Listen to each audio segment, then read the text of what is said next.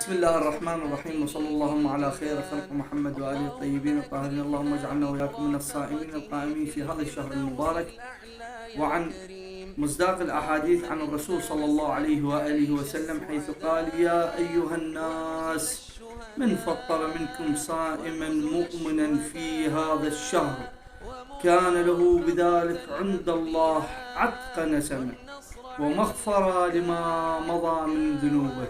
قيل: يا رسول الله، فليس كلنا يقدر على ذلك؟ فقال صلى الله عليه وآله وسلم: اتقوا النار ولو بشق تمرة، اتقوا النار ولو بشربة من الماء.